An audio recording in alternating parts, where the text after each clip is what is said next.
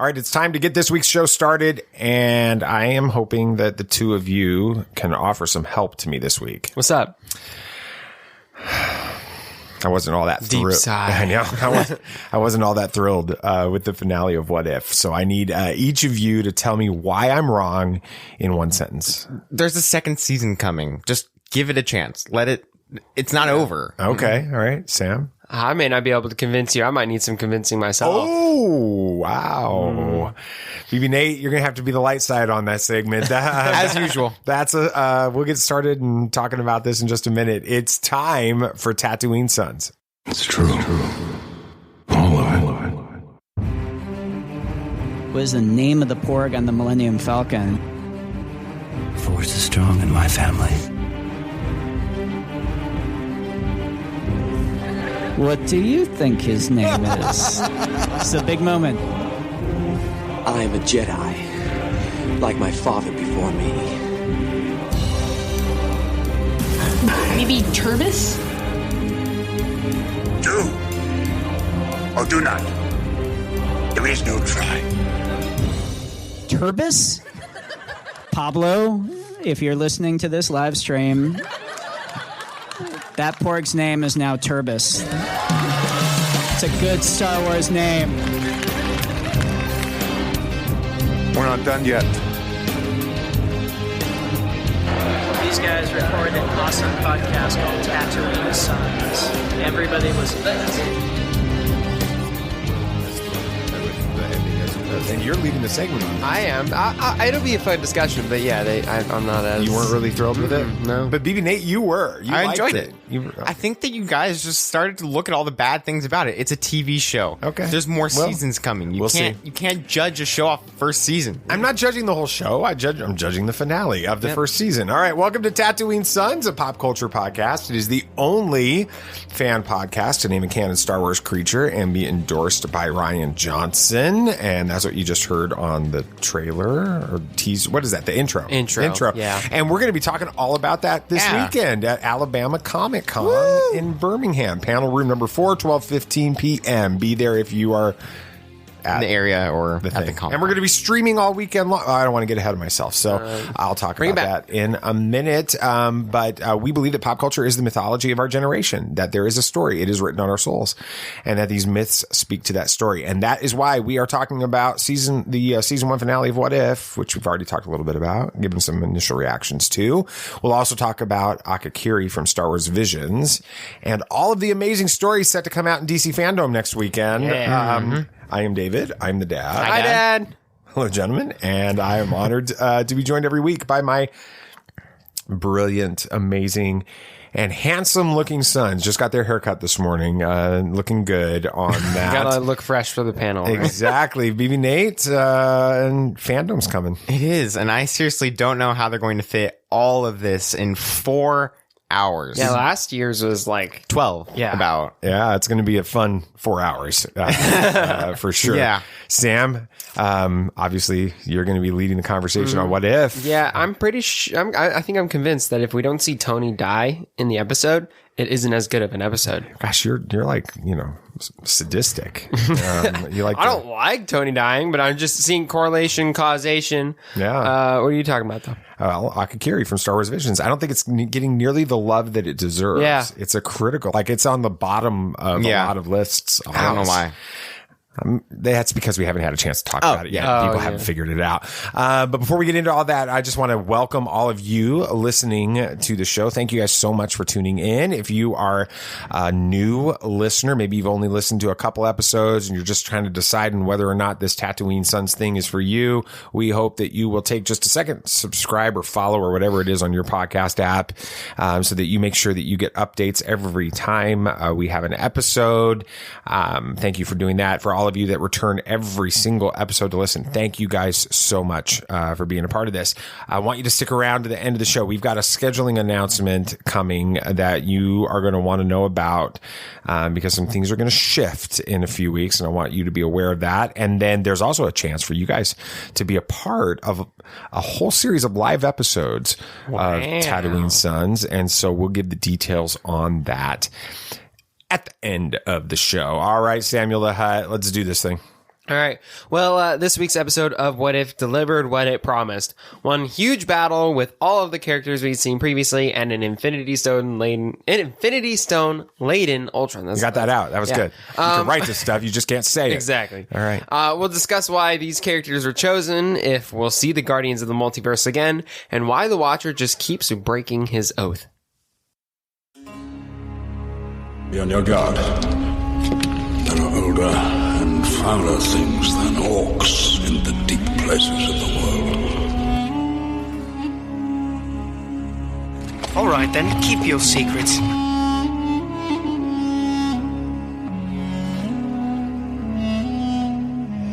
coming to us is as the footsteps of doom.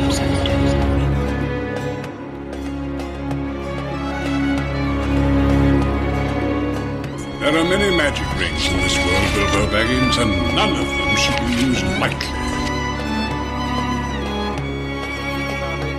Picking up it was like a mirror of Winter Soldier. That was fun. Yeah, that was a lot of fun. I picked. I mean, the Batroc, that actor, he's going to try to figure out to get into all the Marvels, right? At this point, that was it was fun, absolutely. All right, so I think we kind of got some initial impressions at the beginning, but rating of this episode on a scale of 1 to 10 protection spells. I'll go first because I think that everybody's expecting this to be lower based on what they've heard so far, and that's not the intention. Mm-hmm. I'm going to put it at like a 6. All right, it wasn't bad. It wasn't a bad episode. I just, after the other episodes that we had in What If this season and the finales of WandaVision, Falcon and Winter Soldier, and Loki, maybe my expectations were too high. And that's a challenge. That's a bad thing when you're all in fandom like we are in these different fandoms. You can have unmet expectations. And so I'm willing to admit that may be part of the problem. This is the first MCU show we're going into confirmed with a second season. None of the other ones. No, that's not true. Yes, that's not true. It is true. We knew that we were getting a season 2 Loki season that day. No, but Nathan's saying that before we even started What If, we knew we were getting a season 2. Okay, maybe. Okay. So maybe that would just taint it because people know that the finale wasn't going to be a big thing because they had to have more. What's your rating? An 8. I really enjoyed it. It was a really great episode. I think that the big battle was awesome. Strange Supreme was awesome. Sure, you think Strange Supreme is awesome, but it was a lot of fun. I really enjoyed it. All right. I'm gonna go right in between and go with a 7. Okay. It wasn't the best episode by far, and I think you're right with what we had been getting. With previous shows, it's tough to top that, but it wasn't a bad episode by any means. So in this episode, we see the Watcher going around and recruiting all the main characters from the previous episodes of the show to become the Guardians of the Multiverse to stop Ultron. You know, he's like, you have been chosen. Just like, you have been chosen. You know, other than the reason that we saw most of them previously. Right. Why do you think that the Watcher believed these versions of the characters were the best for taking down Ultron? Well, they all had, backstories that were similar to the regular characters, but just a little bit more tragic in certain ways. With Captain Carter, she was battling Hydra for about 40 years. Oh, and also lost Steve, and instead of just being frozen in ice and losing Peggy. So, you also had, Doctor Strange, that one that's pretty obvious. Mm-hmm. He has a little bit of a worse backstory. You have Killmonger. Killmonger was just a more powerful version of an already evil character. Yeah. So I think just all of them had improved aspects of all the other characters. I don't know. And that's one of my problems with this finale is it didn't spoon feed you the answer. No, it felt like the Guardians of the Multiverse at 100% were when they were all sort of functioning together. You saw that meme? Yeah. And then the Guardians of the Multiverse at 90% is just bad Doctor Strange. Right. And so the rest of them are just sort of there. I don't understand why we needed Party Thor. I don't understand why. Captain Carter's cool. She's arguably better. The only one of the other characters outside of Doctor Strange that seemed to have a reason for being in this moment was the Natasha from the universe that Ultron won in. Yeah. Because she brings the arrow with the Zola virus in it, and she understands how that works. Other than those two characters, it could have been any random Avengers or MCU characters from others. And that's one of the reasons that this episode struggled for me. Yeah, I agree. They, like I was saying, it felt like the only reason they brought them in was because we had seen them before. Well, most of them. You know, we see Uatu recruit a different version of Gomora that we hadn't seen previously in the series. Right. This is probably from that 10th episode that was moved to the second season. Which I don't know why. Yeah. COVID. Delays. Yes, delays. They couldn't Okay, produce it. why are you saying that that's not true? It's been reported that it was delayed and they couldn't fit it all into this. So they had to pick an episode to cut. Exactly. Which, they had to pick honestly, an episode. why didn't they cut the episode where, like, all the Avengers were killed by Pym? There was no character from that was taken in. But there was one that was put into it in the finale. You could have gone into any universe. And Black Widow was put into that universe. Right, but. And that leads into he the second explained season. this was just a universe where Nat died. We didn't need to see a whole episode to explain that. Yeah. Okay. I get that they said it was COVID, but I do feel like the way that animation works, it's not as, if it was already produced, then they could have stuck it in there. They could have fixed and adjusted things. It just, that episode, the Gomora episode not being in this was another real, it took me out of the story in the first 5 minutes because I paused the show and I'm like, we've not seen this storyline. Yeah, the episode before. where Tony doesn't die. Right. They cut that one. So again, good story. I don't have a problem with the story. What I have a problem with is those two pieces of the story. The most of the Guardians of the multiverse didn't really need to be there. They could have been any of them. And the Gomora episode not having been in this season meant that we had no understanding of that, and it took me out of the episode. And so, anyway. Yeah, I agree. But as you kind of mentioned, this episode was, really just one massive fight with callbacks to all the previous episodes. And I mean, it was fun. I think we were all here for that. That's Great kind of what you were fights. expecting. Awesome. It's like Endgame. Yeah. But throughout the fight, it seemed like Strange Supreme was the one carrying everything. Ultron even comes to that conclusion at one point. But we see this version of Strange be able to withstand the full force of all 6 Infinity Stones. Eventually, at the end, he's tasked with watching over that pocket dimension to ensure the safety of the multiverse, right? Would you guys be open to seeing this character again? And if so, where? Of course I'd be open to seeing him again. It's Doctor Strange. It's a cool version of Doctor Strange at that. I'm not sure where you would see him. I just assume in the second season of What If. I don't think you bring him into live action unless it's like a small little cameo in Multiverse of Madness, maybe. Okay. But nothing huge. Don't make him main character, at least not yet, until more people are introduced to him in a different way. I think it makes perfect sense for him to come back in season 2 of What If. I think that didn't he like swallow the Hydra monster from the first episode? Didn't we come to that? Yeah, conclusion? he had absorbed it. Yeah. So, and it started to like come out. Yeah, well, I mean, all the he monsters used did. it at one point to fight. That's true. Ultron. I think that just kind of means that we have to see more of that. We know Captain Carter's around. We know that the Hydra monster is around. We know that, Strange is still out there. I think that now that the Watcher has broken his oath and these characters know that he exists and all of that, I think it's going to be fun to see how that interaction is going forward. And so I think Doctor Strange could be a big part of that because he was the first one to recognize him outside of Ultron. Yeah, that's true. Yeah, I agree. I don't think you can really put him in a show, a live action medium quite yet, unless it is, like you said, Nate, a little cameo. It's just, it wouldn't fit. But yeah, I would like to see him again in season 2. But a lot of theories are suggesting that we will see the Guardians of the Multiverse again somewhere. Some are even suggesting that we may see them team up with the Avengers in Avengers 5 to combat Kang. Do you guys like that idea? At this point, I don't. I don't think it makes sense to pull them out of this storyline and bring them into live action. I think one of the big reasons why that probably can't happen is because of Chadwick Boseman. Yeah. And I don't think that we can see them in the same way, even in What If season 2, because of Chadwick. This was the last thing that he did. Yeah. So it's over now. So, that the, T'Challa Star-Lord character can't function anymore, in the storyline, at least not with the same, voice actor, and it just won't be the same without Chadwick Boseman. They'll probably write him off. The only way that they could write him off is if they transition it to Peter Quill, Star-Lord, because we saw in the end that T'Challa was training Peter Quill to be Star-Lord. So, and maybe they added that in at the end in order to set something like that up. It's possible. But would you be open to seeing a team up in Avengers 5 between a group like this and the main timeline Avengers? Not well known enough.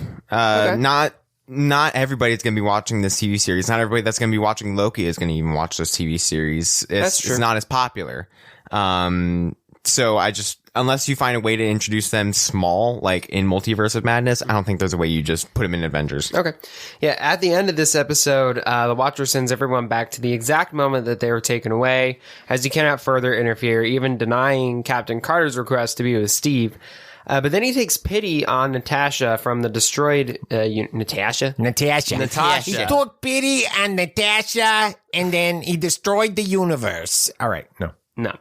He takes pity on Natasha from the destroyed universe that Ultron came from, and decides to put her, like y'all mentioned, into a timeline where Natasha had died, presumably the timeline where Pym goes crazy. It is. Yeah. Yeah. But why do you think that the Watcher decided to do this for Nat? Well, we've always been seeing him try to take pity on every character. With Doctor Strange, he said that he would have interfered if he could, but he didn't want to break his oath at that point until it was absolutely necessary with Ultron. So you're telling me that he had more pity for a chick who just kind of was from a who lost everything timeline, to a guy who literally destroyed all of reality. So okay, you're asking me if a person who tried to save all of civilization and lost everything shouldn't be taken pity on more than the guy who destroyed all of civilization by himself. That's a good point. I think that AC Bradley wanted to send the Black Widow character off in a better way than she got in the movies. Ouch. Yeah, probably. She's still around in that universe. That's a good point. So, it is what it is. Maybe this was part of the settling of the lawsuit between Scarlett. They had to give her character a good. They're like, quick, write a thing. We'll figure out how to put it in the finale. You've got 4 days, so probably not. That's funny. No, but you make a good point, Nate. That is an interesting point. I hadn't thought of that. I'm full of this. So yeah, sure. Well, you're full of something. I don't know. And then there's that post-credit scene, which is why, the Watcher didn't grant Peggy's wish to be with Steve. As in that timeline's Black Widow from the, this version of the Winter Soldier discovered a crate with the Hydra Stomper and apparently Steve inside of it. What do you guys think this is? Is this timeline's version of the Winter Soldier character? I have a feeling this is the Watcher interfering again, just because he wanted to take pity on him. I mean, Carter was willing to give up absolutely everything on her timeline to be with Steve, so might as well just put Steve back into that timeline. And I think it was part of the timeline, and I do think that, if you recall, going all the way back to the very first episode of this, that we thought that they were setting Steve up to be the Winter Soldier in one scene, and we didn't. They didn't give that to us. I think that they're going to actually develop that in the second season, and I think that it's going to break everybody's heart. That's going to be hurtful. Almost as bad as when they kill Tony Stark off. That one that survives the Gomora in the Gomora timeline, they kill him off. Yeah, they'll kill him off. Season 2, episode 1, baby. All right. Yeah, just to get us started. Well, yeah. Well, fortunately, as we've been discussing, What If has been confirmed to be getting a season 2, but we're unsure as to when quite yet. But this series has done something that no series has done before. Kill Tony Stark multiple times. No, I'm kidding. It's shown us a new side of all of our favorite characters and given storytellers new creative freedom, and I'm all for more. Yeah. And more Tony Stark, right? Yeah. Even if they kill him. You actually if they kill him. All right. Let's bring him back. Good job. Great segment there, Sam. Thank you. I appreciate it. All right, let's go into some bad news. This week's features mythical Filoni verse, the return of some old Marvel stars, and one of the worst out of context quotes that we've ever talked about. Hello, what have we here? Achuta, Star Wars, Marvel, DC, Disney, Star Trek, and even sports fans, we've got a big surprise for you. That's right, Samuel. The Tatooine Sons is proud to announce that our show is now sponsored by cufflinks.com. Yeah, cufflinks.com is a family-run business owned by three brothers who are huge Star Wars fans. But they have so many other brands too, including Disney, Marvel, DC, NFL, college football, Roll Tide, along with classics like Jan Leslie, A Dachshund Bull. Now, as hard as it is to believe, Christmas is just around the corner. So thanks to cufflinks.com, we just made shopping for the sharp-dressed Star Wars fan in your life so much easier. They have over 3,000 items on the website, covering not just cufflinks, but ties, tie bars, socks, money clips, and other great gifts. And we're saving you money. Just use the code Tatooine15 at checkout to receive 15% off everything on the site with no minimum order required. It's such a great deal. Yeah. So head on over to cufflinks.com today. And remember, use that code Tatooine15 at checkout. Impressive. Most impressive. All right, let's get to some bad news. Well, you want the bad news or the really bad news? All right. Headline 1, Favreau and Filoni's sequel trilogy could have featured Grogu and Ahsoka. Wow. Yeah, wow. Our friends over at InsideTheMagic.net are stretching this headline pretty far this week. You guys, I think you did this last week, Sam. I'm going to get your guys' feedback. When you hear this, what do you think it implies? I think it implies that, they were planning on making a sequel trilogy or something. Yeah. Or they could retcon the sequel trilogy and make a new one and bring in these characters from the Mando verse or whatever as people are calling it. Yeah. I guess that's what they're trying to imply here. It makes no sense. But. Yeah, that's exactly what I was thinking. Well, that's not what's happening here at all. This is nothing more than an entire article built off of a Reddit thread speculating about what Favreau and Filoni would have done if time was rewound and they were put in charge of the sequel trilogy in 2012 when preparations for The Force Awakens began. It's just speculation, and that is why I'm going to give it a clickbait level of 6. We've had worse. We have had worse. That's pretty chill for us.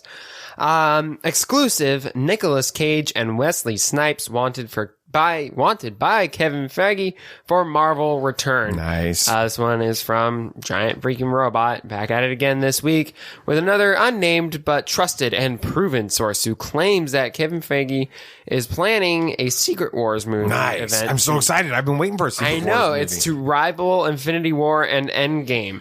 In it, he's working feverishly to bring back Nicolas Cage's Ghost Rider that everyone loves. Everyone hated. And Wesley Snipes' Blade it was very well loved. Yeah. For a multiverse extravaganza. Again, as we've seen before, they pretty much can say whatever they want and credit these trusted and proven sources. This seems highly unlikely, and because of that, we're giving this headline a level 7. You can't forget the Ben Affleck Daredevil as well. Oh, well, he's coming too. Yeah, so. he has to. And but it's the other way around. Ben Affleck is actually working really hard to get Kevin Feige to allow him to come back. So, you okay there? You dropped your paper again? Well, it was a little difficult. So, Ben Affleck screwed up the Batman franchise, says George Clooney. Nice. So, even as a diehard Batman fan... That's the pot calling the kettle black. Right. Even as a diehard Batman fan, I can't watch the George Clooney Batman movie. It's terrible. And George Clooney is on record as recently as this week agreeing with this. And when in an interview with Variety magazine, he answered a question about whether he would appear in The Flash by saying, when you destroy a franchise the way I did, usually they look the other way when The Flash comes by. This makes our headline from Epic Stream sound as crazy as it is. Epic Stream actually quotes from the same article completely out of context when Clooney makes a joke about working with Ben Affleck in the Tender Bar. The article says, Variety recently caught up with the A-lister during the advanced screening of his latest film, The Tender Bar. So this is the article from Epic Stream. Epic Stream. So this is what they're saying. Yes. Okay. Where he jokingly threw shade at Affleck when asked why it took so long for them to work together after 2012's Argo. Clooney said, I didn't want to work with him for obvious reasons. Clooney later joked, he screwed up the Batman franchise that I had made so solid. Oh. So it's like this really... But that quote is in the exact same Variety article later on, isn't it? Oh, that's insane. Clooney isn't saying Affleck screwed up the Batman franchise. He's saying that Clooney himself did and joking about all the fanboys that said that Ben Affleck did. And that's why this headline gets a clickbait level of 9. 9. Ouch. All right. Why don't we move on from this? After taking the break last week to talk about Lego's Star Wars Terrifying Tales, if you haven't listened to that, go listen to it. It was good. It was fun. Go watch it if you haven't watched it. Yes. Well, watch that, but listen to our interview too. Anyway, we're back this week to take a deeper look at one of the amazing shorts from Star Wars Visions. Now, on the surface, it would appear that Akakiri is destined to be nothing more than a mashup of the Hidden Fortress and Revenge of the Sith. Yeah. But appearances can be deceiving. Bulky religions and ancient weapons are no match for a good blaster at your side, kid.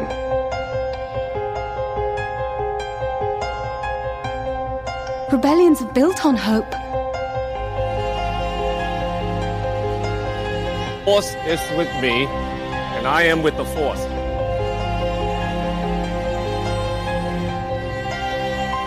If you live long enough, you see the same eyes in different people. It's kind of interesting to hear that Henry Golding voiced the main character in this episode. Yeah, I was watching it when we watched the screeners before, and I'm like, I know that voice. Yeah, I know. We were all like, I know that voice. And then we realized who Henry Golding was. So, yeah that was awesome. Fun. All right, let's get a summary so we can all catch up on Akakiri. Same page. Because it's been out for a couple weeks, and some of you may have watched it once or twice, but hasn't been a while, so kind of like these two. A princess ousted by a traitorous relative enlists the aid of a Jedi Knight to help her reclaim her throne. The Jedi, however, is tested by harrowing premonitions stemming from the darkness lingering within him. To what lengths will he go to protect his charge? Dun, dun, dun. Dun, dun, dun. All right. Rating on a scale of 1 to 10, Hidden Fortress connections. Go, Sam. There were a lot in this episode. I'm gonna give it a 8. No, 9. Really? Wow. All right. Yeah, it's good. You are totally in the minority on this when it comes to fans. I liked it. This is at the bottom it's not of better most than Ninth lists. Jedi, but most lists have this towards the bottom. In the bottom 3 is what I've that's so seen. crazy. That's interesting. Sam, BB Nate. I'm going to give it a 7. Only complaint, I wish it was a little bit longer. Yeah. I would It agree. felt really fast. Okay. But not a bad thing. You know what? Faster and more intense is a Star Wars thing, so we'll take that. True. I'm going to give it, I'll split the difference there. You said 7, right? I did. Okay, I was going to go with 8. So, great story, lots of fun, great callbacks to classic Star Wars, classic Japanese films. Excuse me. And really good. Just wish that we could see more of what's going to happen after this. There's some really interesting connections in here. Again, we're not going to do a breakdown of the short. You can go watch it and make decisions for yourself on whether or not you like it. But I do think there's some things within it that are really an interesting tease. And some of this we learned in the behind the scenes featurette that's also available on Disney Plus. They talked a little bit about this, but I want to talk about the meaning of the word Akakiri. Okay. With it. It's got so many different levels, and you know, as who I am when it comes to like Hebrew words and how they have multiple meanings and they can do things. You love this stuff. That's my geekdom. So when I started finding out all this about the word Akakiri, I was like, this is great. This is awesome. The literal meaning of the Japanese word Akakiri is the word custody. But in Japanese, it kind of means something a little different than what we think of with that. It's more about the connections and the ties between two people. Sam, when you hear that, how does Akakiri, that word, that idea, that Japanese phrase, how does it play into the story? Yeah, it's the connection between the Jedi Knight and the princess, really. Yeah, Tsubaki and Misa. Yeah. He comes back to help her because they've had previous connections. You know, there's that flashback towards the end of the episode. Probably from years and years ago. 5 years earlier, I think is what it says. When he was just like a Padawan or something, and they had really grown close then, and it ties them back together in this story. Yeah. Yeah, and there are a lot of other ties that deal with this. I mean, you can even talk about the tie between Tsubaki and his old master, his old Jedi master. He's always going to be tied to him. But you can also talk about how he's bound to his new master in Masago. and the whole thing is about destiny and fate, and he doesn't believe in that, but eventually it leads to the point where he fulfills his fate and his destiny and is bound to this master. Yeah. The word Akakiri can be broken down into 2 Japanese words, and then it changes the meanings. And they actually talk about this on the behind the scenes featurette. The word Aka means red, and the word Kiri means haze. And this is really intentional. Yeah, from the director. Yeah. In the behind the scenes featurette, he mentioned that, because that's right. It was a she. There are a lot of featurettes. But she mentions that throughout the red episode, a red haze starts to go gradually more and more over to the point where it's fully red. So once he gives in.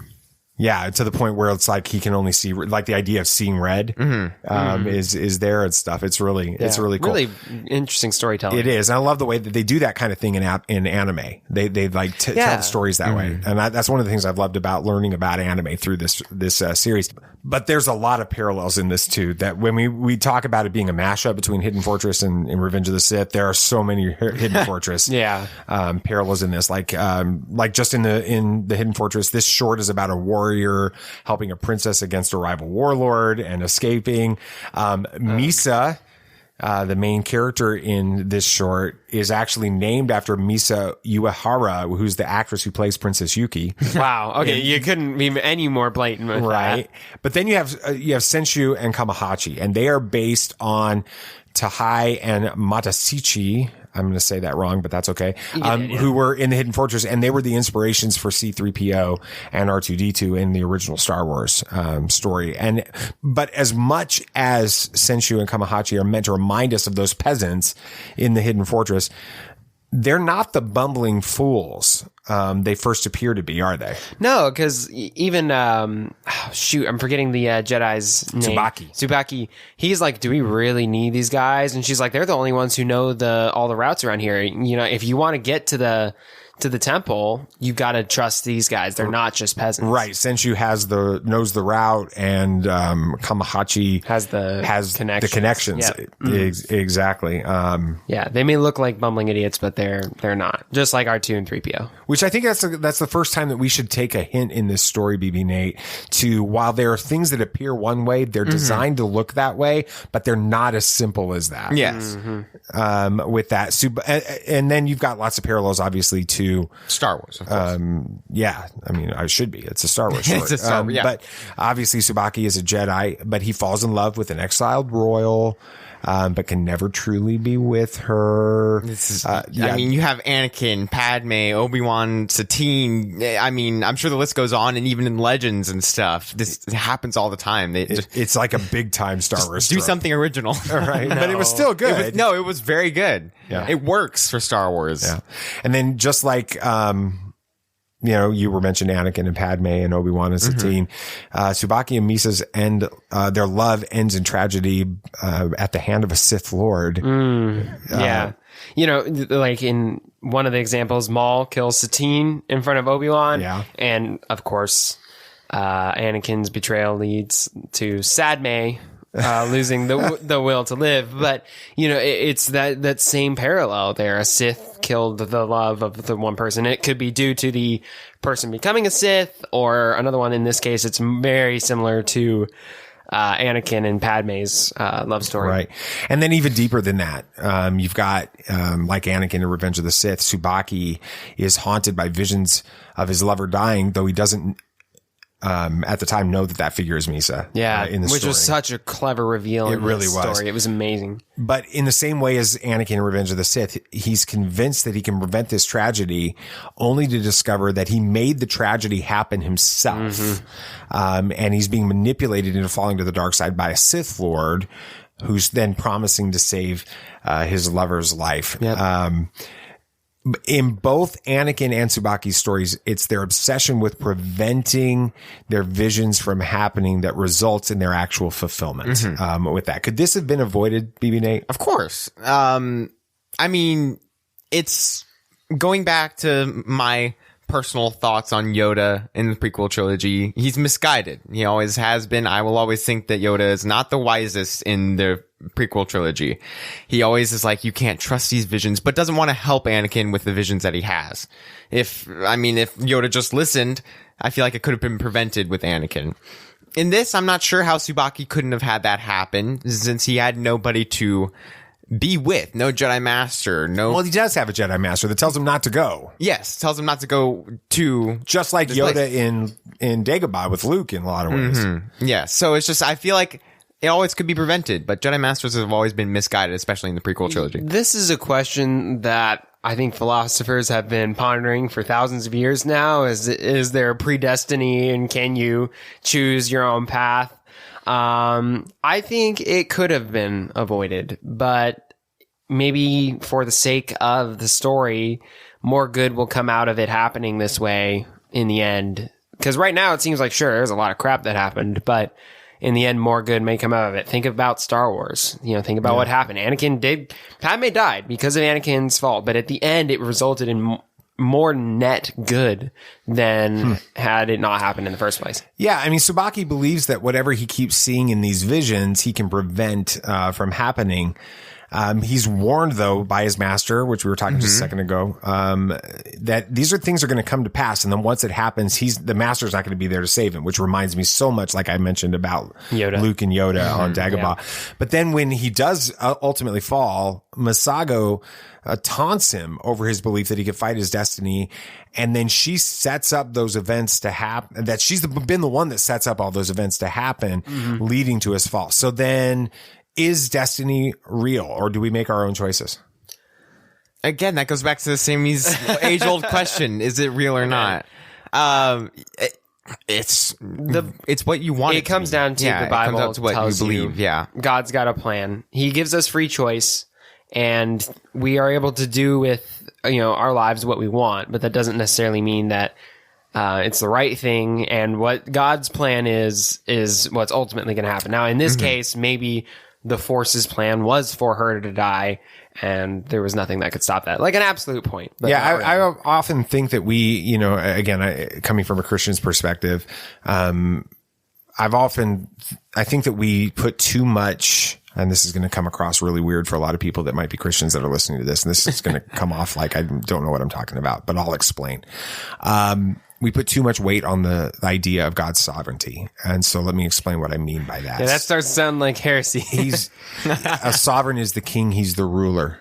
That's what the word sovereignty comes from. Right. The idea of him being a sovereign, a king. And the king is in full control over his kingdom. He rules over his kingdom, and the decisions that need to be made that affects his kingdom are made, and he is the ultimate authority in that. Makes sense. But he does not control the day-to-day decisions of the people that live within his kingdom all the time. And I don't think that means, I'm not saying God doesn't have control over our lives. What I am saying is this is the answer to the age-old question, does God allow evil? Evil happens. Oh, yeah. Evil happens, but God's will is always going to be done. And so I think that sovereignty is God's purposes and will. And so you can apply it in like Star Wars to destiny and things like that. His purpose and his will always be accomplished regardless of the circumstances happening beneath it. His will always be accomplished. And so destiny will be accomplished in the Star Wars world, even though people's choices may not be directly affected by that, with it. So we might as well just jump into a dad moment. We got 2 this week. Exactly. I am your father. Star Wars stories are obsessed with this idea of destiny, but it's a mistake to believe that destiny is unavoidable both in Star Wars and in life. Darth Vader's fall to the dark side convinced him that his son Luke Skywalker would ultimately give in to destiny and join him. And then Luke's visions on Dagobah seemed to have already confirmed that. Even Yoda and Obi-Wan warned him not to go to Cloud City, just like Tsubaki's master and Akakiri warned him. But unlike Tsubaki, Luke resists the dark side when he rejects fear and hatred and embraces the light. And too often, destiny is just another way of describing the easy path that leads to the dark side. To overcome it, we must choose the narrow, more difficult path. All right. That was There we go. Good segment. Thanks. You always Thanks. Segment. Thanks, BB Nate. We're going to talk about movies, right? Yes, we are. And it may be no time to die for James Bond, but for us, it's no time to see it on opening weekend, sadly. We've got a couple of new trailers, including one with Andrew Garfield, but he's sadly not the Amazing Spider-Man in it. And that's all next on Movie Moments. This is Pete Fletzer from Around the Galaxy. And this is ATG3, also from Around the Galaxy. And we are excited to tell you about Podathon 2021, taking place on November 6th, starting at 9 a.m. Eastern and running into the night, raising money for Make-A-Wish. That's right. 15 Star Wars podcasters and YouTubers are coming together for an all-day event. Wait a second, an all-day event? Are you kidding? How much are we doing? Well, I am one of the hosts along with Scotty J. Rowe from the Bomb Bag Cast, so I'm going to be on and off all day long. I think I'm busy that day. November 6th? Yeah. I'm having my motivator service that day. Fine. It seems a little selfish, but fine. Well, who's going to be there? I'm glad you asked, because among big-name guests from the Star Wars universe, including authors, actors, and personalities, the day is going to feature some of the best content creators out there. So you're not doing a show? Yeah, nice. No, we are doing a show, but you're also going to get Star Wars Explained. Ooh, Alex and Molly. Tatooine Sons. Ooh, I like those guys. Tarkin's Top Shelf. Great book stuff. Podcast of the Wills. Your buddy Nick. Pink Milk. Yummy. The Imperial Senate Podcast. Claire. Bombad Cast. Ooh, who are they? Beyond the Blast Doors Live. Remember them? Broaxium. Comic book guys. Geeky Waffle. Geeky what? Force Connect. Ooh, I hope Raven's there. Holla Chronicles. The Toy Boys. And Blue Bantha Milk Co. From Down Under. Well, that really is actually a good list. Yeah, I thought so. I'm going to see if I can get a guest spot on that Force Connect so I can leave the old politeness filter down, you know what I'm saying? You have a politeness filter? Yeah, well, I mean, it got damaged during the Clone Wars, but... Yeah, okay, that's what I thought. Why don't you just read your bit? I will. Join us throughout the day for great Star Wars content for a great cause. Mm-hmm. Yeah, Make-A-Wish actually really is a great cause. It really is. You should definitely do it. And Yeah. I'm not even being sarcastic. It's hard for me, but I'm just being myself. No. And I think... Just- well, anyway, plus, for every donation, Mhm. you'll be entered to win great prizes. That's right. Wait, can I win prizes? I don't know, AT. I feel like that might not look right. Yep, definitely getting the motivator checked out that day. Yeah, okay. Well, please join us and the hosts of the amazing podcast you're listening to right now for Podathon 2021. Visit atgcast.com/Podathon for more information, links to donate now, and to the live stream starting at 9 a.m. Eastern Time on November 6th. Hey, do you think Alex and Molly will have me on? No, I don't think they will. Well, I'm gonna ask them. Go ahead. I'm gonna call them right now. Go for it. No, I'm gonna. I know I'm on you. my way. I know you are. I'm picking up the phone. Okay. I'm texting them. Well, we have one new release this week. Woo! Just one. Yeah, it's going to be hard to compete with. That is very true. Good point. And they won't have any other theaters available for running time because this is a very long movie. We have No Time to Die. The summary is Bond has left active service and is enjoying a tranquil life in Jamaica. His peace is short-lived Jamaica when be his hungry. old friend Felix Leader, Jeffrey Wright, from the CIA, The Watcher. Batman. Gordon. He's not Batman. In the Gordon. audio series, And he Batman. He is? Yeah. No. I've listened to the whole thing. It's really good. He's making his way up in the world again. From the CIA turns up asking for help. The mission to rescue a kidnapped scientist turns out to be far more treacherous than expected, leading Bond onto the trail of a mysterious villain armed with dangerous new technology. What? There's a mysterious villain with a new technology in a Bond film? Yeah. Bent on destroying the world? Whoa. No. No way. We, of course, have Daniel Craig and our Diarma. I think that's how you say it. Diarmas. Whatever it is. Yeah. Rami Malek. Malik. Yeah. Alrighty. Next one's gonna be fun. It's directed by Kari Joji Fukunaga. That's right. That's right. Yeah, good job. The studio is United Artists, and it's rated PG-13 for sequences of violence and action, some disturbing images, brief song language, and some just suggestive material.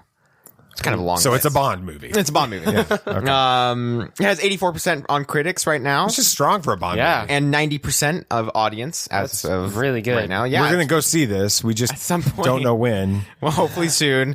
We're busy all weekend, like driving to a con and then presenting at the con. What's the panel room 4 at 12:15 p.m. on Saturday at Alabama Comic-Con.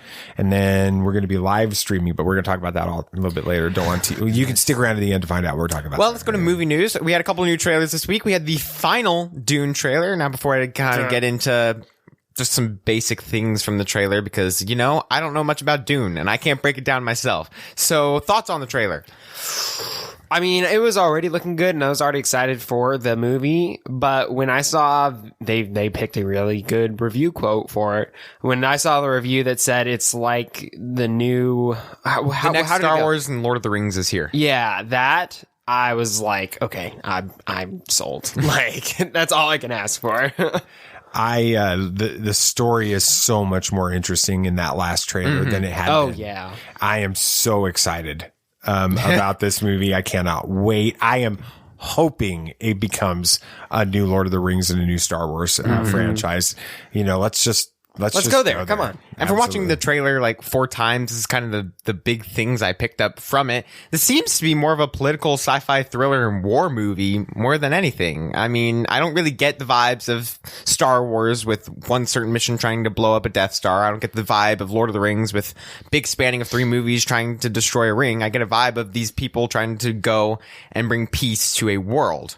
So it's not like Star Wars. It's not like Lord of the Rings, but it has the feel of Star Wars. Okay. And that's what we could ask for. We don't want a retelling. Exactly. And the CGI in this movie is light years better than the 80s movie. I saw some comparisons on the shield things.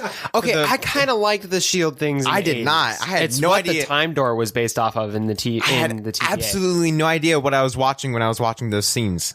Like, they were like giant blocks around these people and they were taking up the whole screen. You couldn't see anything. Oh, okay. Weird. It was really bad. Of course we had the Collider review, which is really high praise from Collider and makes me very excited for the movie. I did get very Lord of the Rings but in space vibes from this trailer. I like that. Big wars, big army, big fights.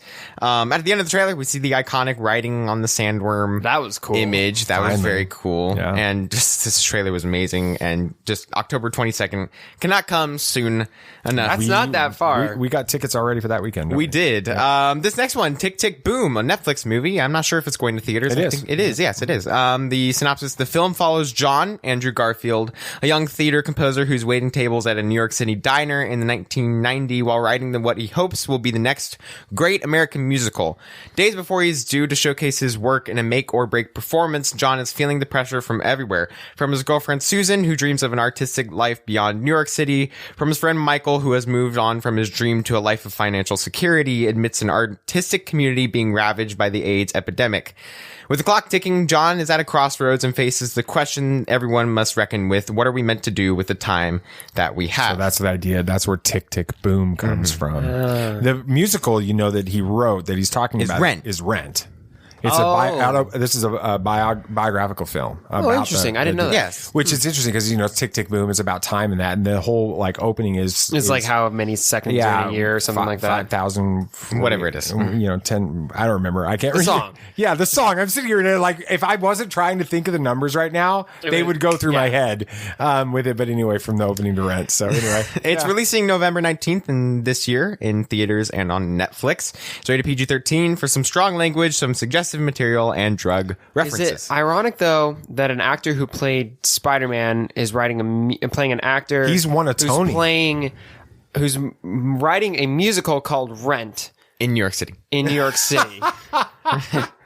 I think there's some irony there. There is some irony. All right, yeah. All right, okay. big deal. Point. Box office numbers. Venom Let There Be Carnage is not surprisingly taking the first place with $90 million. Wow. That's really good. Wow. Addams Family 2 is actually surprisingly taking the second spot. I thought Many Saints of Newark would take it, but they're clocking in at a solid $18 million for an animated sequel with going up against Carnage. that. Yeah. Shang-Chi actually comes in at third place with $6 million. Still a strong showing for that far into and this. Many Saints of Newark kind of bombed with $5 million. Ouch. Yeah, that is not good at all. Yeah, that feels bad. Well, I get another segment right here. I know, this happens sometimes. This does happen because sometimes. You're so actively engaged in this show. I'm very actively engaged. DC Fandome, the sequel, that's not what they're calling it, but that's what I'm calling it, is coming up soon, and I'm super pumped for it. We're going to talk all about the things we can expect and speculate a little bit, so just let's get to it. Have you ever danced with the devil in the pale moonlight? Yeah, I can fly.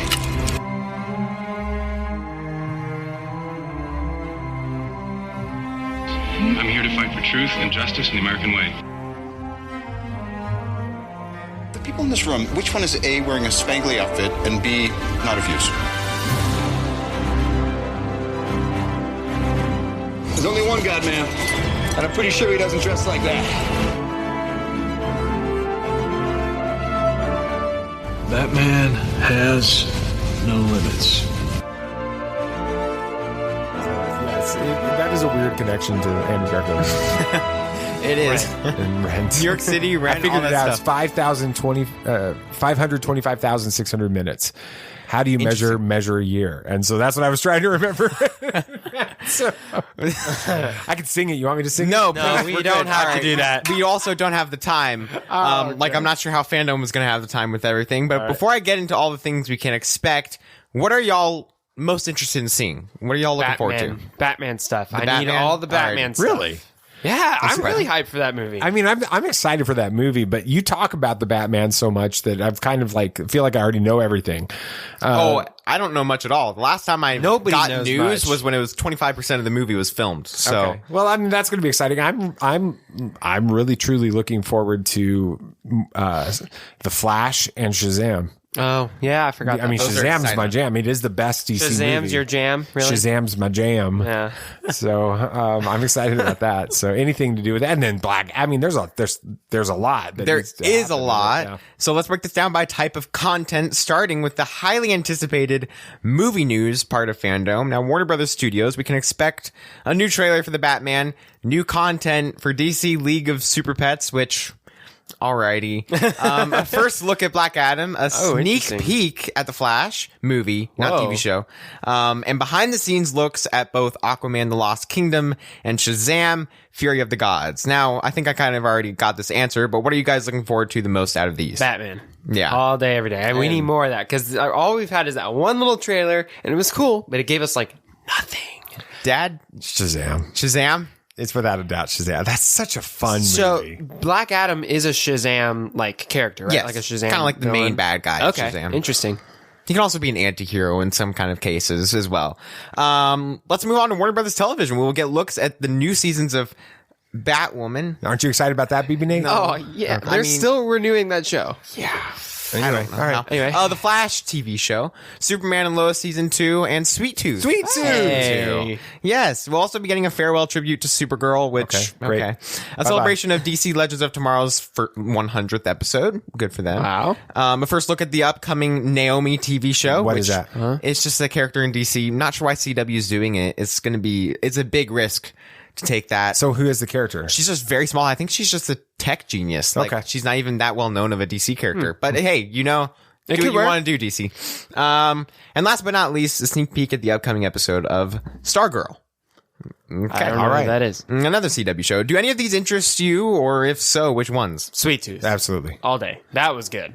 I'm ready for more of that. Here's why. I mean, I'm not caught up on Superman and Lois, and I'm not caught up on The Flash. So sneak peeks of those scare me instead of make me happy. You don't want to get spoiled? Right. Sweet Tooth was such a surprise. Yeah. That I'm so excited to be seeing more about Me too. that and for this to come out. Yeah. Oh, I'm so excited. I'm also excited about Superman and Lois. I'm really enjoying that show. We just got to finish it before next do. week. We Which don't have we have time. a lot of time. Good luck.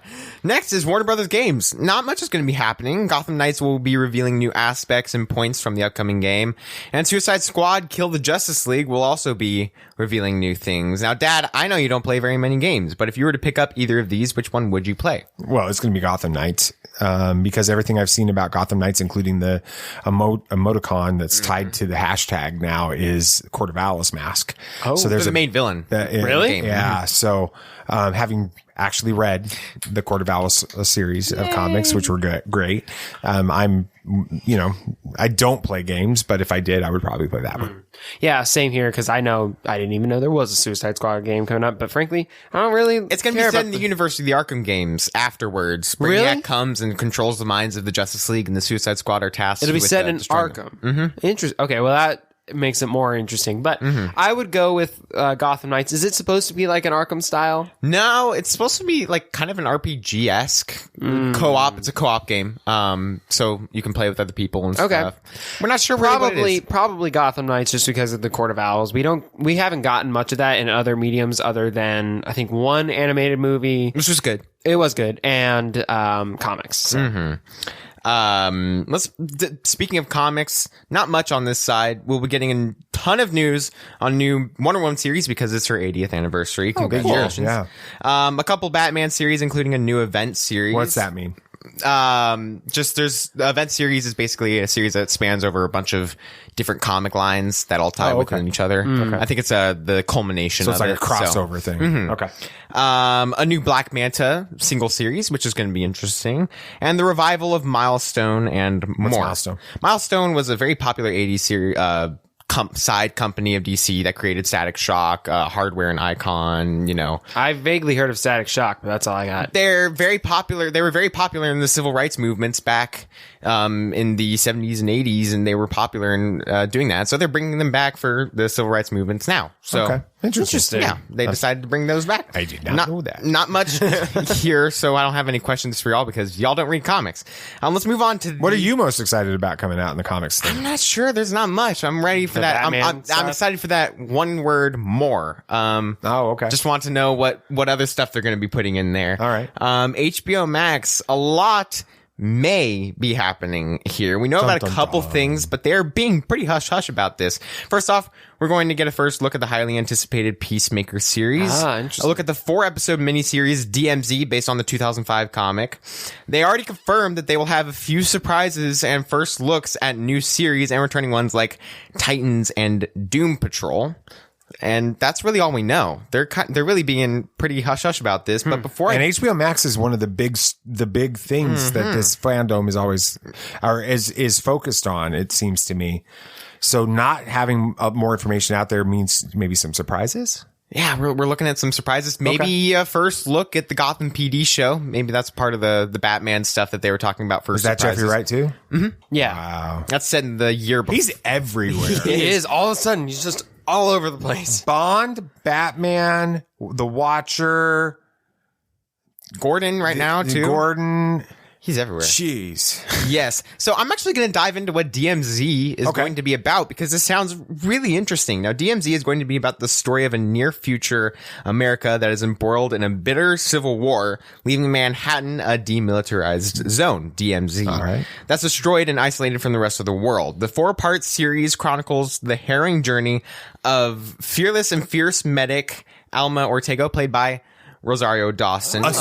Yes, who sets out to find She's also in that Batman audio story.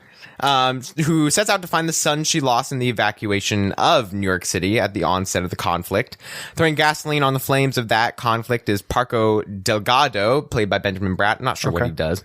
The popular and deadly leader of one of the most powerful gangs in the DMZ. Benjamin Bratt used to be married to Julia Roberts. Really? That doesn't help. Cool. Delgado wants to rule this new world and will stop at nothing to secure that outcome. Over the course of the series, Alma will contend with the gangs, militias, demagogues, and warlords. Demagogues. What is that? And warlords that control this lawless no man's land. In doing so, she becomes an unlikely source of what everyone here has lost: hope. Does it sound interesting to y'all? And would y'all watch it? Yeah, it sounds interesting. I like the idea. Good old post-apocalyptic storyline never hurts.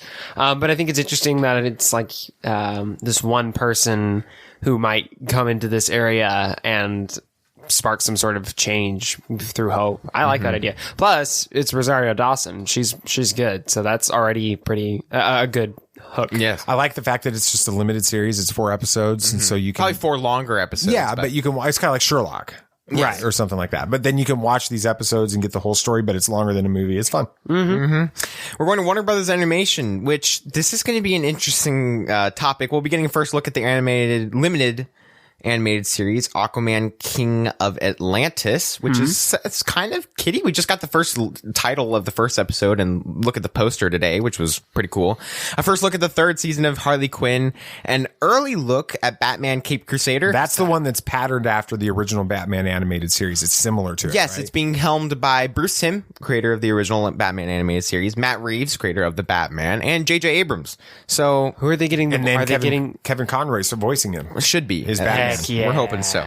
And lastly, a first look at the highly anticipated fourth season of Young Justice, titled Young Justice Phantoms. Now, do any of these sound interesting to y'all? Young Justice is still going? Well, it stopped a long time ago, but they revived it for a third season. I remember that coming out a long time ago. I'm going to say Batman. Anything about Batman. Definitely Batman. Just anything about Batman. Well, no, because the chance that it might be Kevin Conroy. Exactly. I like that. Would be cool. Idea. I think it's going to be really good. Now we're going to the animated movie segment. This is going to be the last segment. I mean, the home entertainment. No, well, that's the company, Warner Brothers Home Entertainment. We'll be getting a sneak peek at Injustice and a trailer for the new heist movie, Catwoman Hunted. Oh, interesting. She's getting a solo film. She is. It's going to be very anime. Like, I saw the pictures. It's very anime. Okay. So it should be kind of interesting. I mean, we're more open to that sort of thing now since Visions, so. I guess so. Are y'all interested in watching Injustice, which comes out actually 3 days after Fandom? I still have yet to watch that other trailer. Oh, okay. With was it the red band one? Mm-hmm. Yeah, I don't know. I haven't watched it yet. Have you, Dad? I have to watch that to give an opinion there. I'm a little nervous. I'm a little nervous because they're going to be having to cover a lot in the confirmed runtime with now, which is an hour and 18 minutes. Wow, that's short for that story. It's worrying. Now, okay, this is going to be the fun part. Go absolutely crazy and give me one thing that y'all would like to see get announced. It can be absolutely anything. I think we both have the same idea. Zack Snyder shows up at the end and they announce they're restoring the Snyderverse. Yeah. They're going to make the Ben Affleck Batman. They're going to make Man of Steel 2, and they're going to continue the story from Justice League, Zack Snyder's Justice League, and we're going to see those 2 further movies made. That's what I was going to say. You go crazy for a different one. Just like absolutely insane. Batman Beyond series. Live action Batman Beyond People are series. wanting Michael Keaton to play an old Bruce. I would be cool with that. And then somebody is Terry McGinnis. Yeah, I really want that because I liked that series a lot. Also, Ed Boon is confirmed to be showing up, the head of NetherRealm Studios, who helmed Injustice, the video game series. Oh, okay. So we might be getting an Injustice 3 announcement, which was leaked a few months ago. So, when did the last game come out? Like right at the launch of PS4, so a long time ago. Okay. This is going to be an amazing day for DC fans like myself, and I'm a little scared of how excited I am for this. Now, DC Fandome will be on October 16th, starting at 10 a.m. Pacific Standard Time. Well, that was awesome. You got through good all. segment, You got all of that out. Even though there's so much to talk about. I'm not sure how they're going to fit that in 4 hours. I don't either. That would be fun. One thing after another. We'll talk about that. All right. Anything else you guys want to talk about? Anything else? Catherine Hahn signs a new deal with Marvel Studios to reprise her role as WandaVision's antagonist, Agatha Harkness, in both films. It was Agatha all along. You really didn't have to sing it. I did. In both films and Disney Plus shows. Interesting. So we're not done with her yet. No, I never expected to be. All right. Of course, we have more to do. Cobra Kai star Tanner Buchanan. Okay. It's like Buchanan Barnes. Alrighty. Bucky Buchanan Barnes. That's exactly what it is. Tanner Buchanan wants to play Robin to Robert Pattinson's Batman. Oh. I can't figure out who Tanner is. BB Nate's reacting with aversion to this idea. Yeah, no. Oh, no. Year 2 Batman doesn't need a 20-year-old Robin. Okay. Yeah, good point. Star Wars have announced a bunch of new books coming out. There's going to be books with Luke and Lando and Obi-Wan and Anakin and Obi-Wan as a little Padawan. Really? And some crazy stuff. We are getting the story of Luke and Lando and Ochi Bestoon in that story. Ooh, interesting. About time. And Rey. Like they're talking about so we're going to, the backstory that everybody has been kind of hoping we'd get, we're going to get in that book. So that's exciting. Very cool.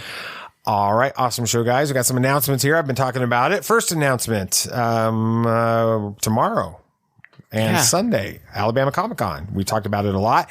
The best part about it is for you because we know that most of you aren't, planning on going to Alabama Comic-Con. If you're listening to this Friday evening or sometime Saturday, it's going to be hard to get tickets and get there on time. So no, if you really truly cared about us, you'd make it happen.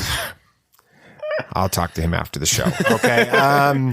But you can participate in our appearance at Alabama Comic-Con because we are partnering with bullhorn.fm to live stream throughout both days. And so what you need to do is go to the website bullhorn.fm, or you can go to your app store on your phone, both Android and iPhone, and download the Bullhorn FM app, and then find Tatooine Sons on there and follow us. So when we go live tomorrow morning before our panel, afterwards, after the panel, we're going to be bringing on some special guests throughout the week, some cosplayers, anybody that wants to come on. We're going to talk about, it's going to be a Tatooine Sons free for all. We have no script for the Bullhorn stuff. We're just going to go with it. We're going to be on the show floor, live streaming throughout the weekend, and you get to participate. So make sure that you get that Bullhorn FM app and follow us on there so that you get notified when we are on the air. That's going to be fun. BB Nate, you did such a great job talking about DC Fandome. Why don't we do some special live stuff after DC Fandome next weekend? Yeah. When the whole thing is over, we're going to go live on Bullhorn FM and we're going to just talk about what happened with that. And BB I can't even speak. BB Nate's going to lead the conversation. So we're going to have a good time on that. No pressure. And then you heard a little bit earlier about Podathon 2021. So make sure that you check that out and be ready for that November 6th. The big announcement that I teased about scheduling changes. Starting in November, our episodes will start releasing on Tuesday mornings instead of Friday afternoons. We just want to make sure that it gets out a little bit earlier in the week, because we know a lot of you don't get a chance to listen till Monday or Tuesday anyway, because of the weekend stuff. So we want our content to be fresh when you listen to it. And so we'll start releasing on Tuesdays in November. So I think it's November 2nd is when the first one. Okay. So that'll be a lot of fun. Awesome. Well, thank you guys so much for listening to Tatooine Sons, a pop culture podcast. Yes, if you had a good time listening, it'd be awesome if you could share this with your friends. Please. Yeah. Yeah, thank you. And of course, the show's only a small part of the Tatooine Sons world. So like us on Facebook, join our Facebook discussion group, follow us on Twitter. We've got an Instagram, I think. We do. We have Insta. It's going to be busy this weekend, so follow us on Insta. And keep up to date on everything we got going on at TatooineSons.com. That's right. And don't forget to follow the show on your favorite podcast app so that you don't miss our next episode, and then review us on whatever app you listen to. But if it makes it easier for you, we'd love for you to review us on podchaser.com/TatooineSons. And when you do that, we are going to make a donation in your honor to one child to help a child living in extreme poverty. So thank you for doing that. All right. Anything else you guys like to say? May the Force be with you. May the Force be with you. May the Force be with you, always. This party's over. I like that Wookiee. Don't get technical with me.